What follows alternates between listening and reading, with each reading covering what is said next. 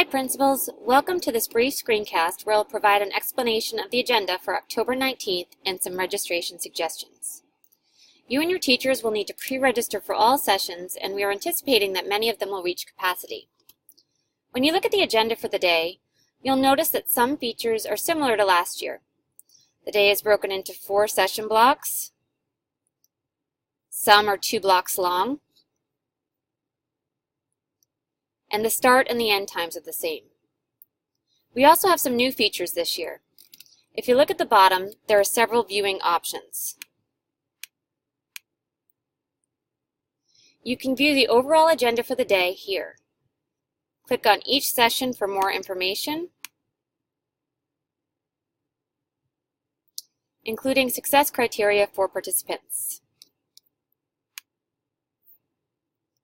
You can also view sessions by school position.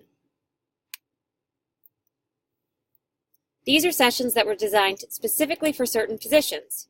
For example, if you have teachers who are new to teaching and or new to the diocese, you may recommend that they first choose sessions here before choosing from the general sessions.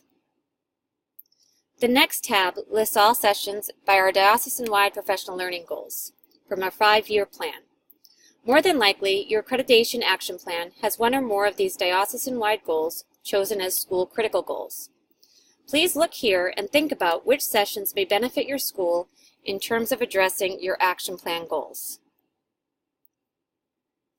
The final tab has an alphabetical list of all sessions and grade levels. You can access all sessions at a glance using this tab.